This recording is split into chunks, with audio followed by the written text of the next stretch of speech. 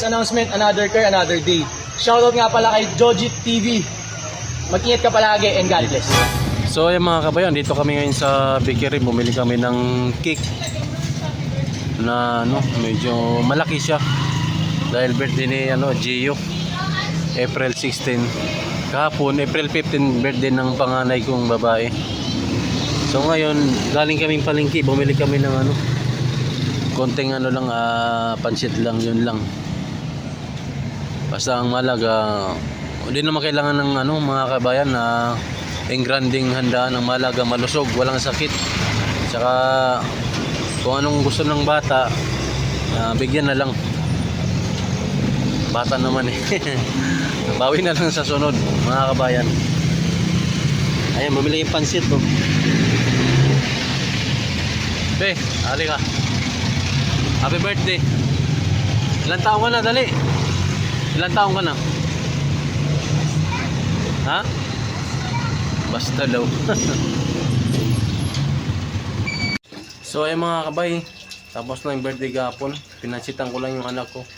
Tsaka konting kaldereta. Tsaka cake mga kabayan. Binigyan ko mga kapitbahay. Siyempre number 1 yan. Ibigyan yung kapitbahay para walang masabi. So ngayon mga kabayan, magsugba. Yung tawag nun? Asan sa Tagalog yun? Inihaw! So ngayon mag-ihaw pala kami mga kabayan. Manok, alisin mo nga dyan. Ito yung ihawin namin mga kabayan. Ito mga kabayan, isang buong bangos saka isang buong tilapia. Itong gawin namin pang ulam-ulam ngayon mga kabayan. Tapos ito susunod na namin. Joke lang. Mga kabayan, yan?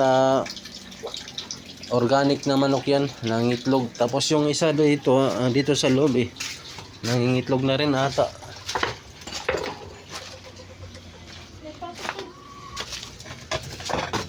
Ayun, may itlog na naman.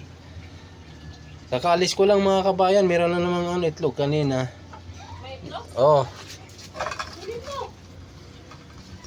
Nakakain yan. Kunin natin yung itlog.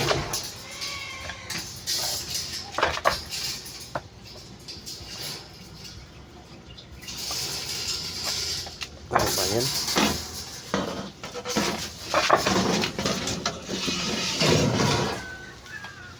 Ito yung itlog mga kabayan. Ito, itlog na naman. Siya lang atang nangingitlog. Yung kasama niya hindi nangingitlog.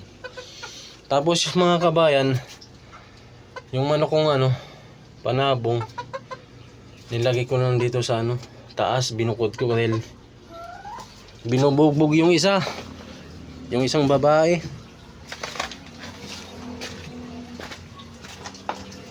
Babalik tayo doon. Ito. Ayan hindi pa nangingitlog yan. Yung isa lang ata nangingitlog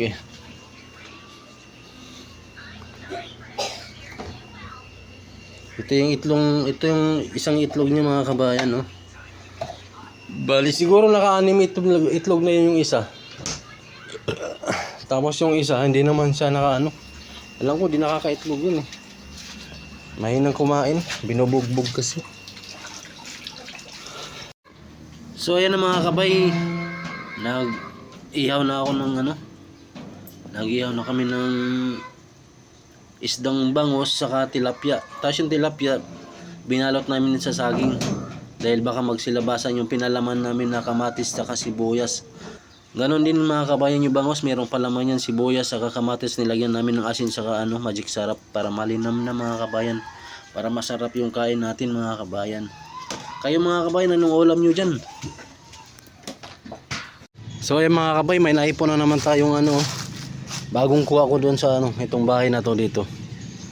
Kasi tinatabi ni madam to. Sabi ko kasi sa kanya, sabi ko, ma'am, pag naipon akin na lang, tapos kunin ko na lang dyan. Ito namin nakaraan mga kabayan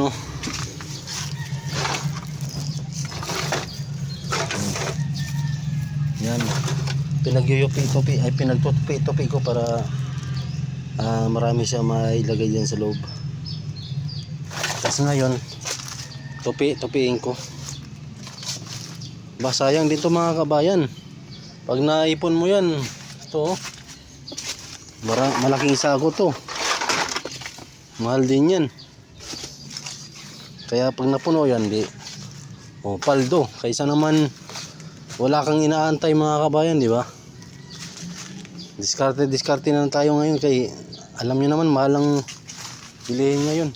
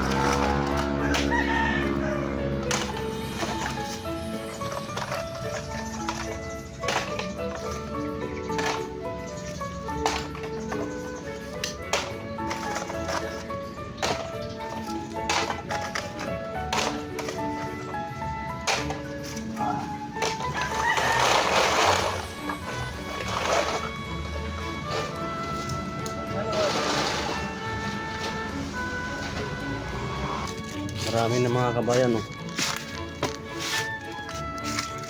Oh. Tingnan nyo naman.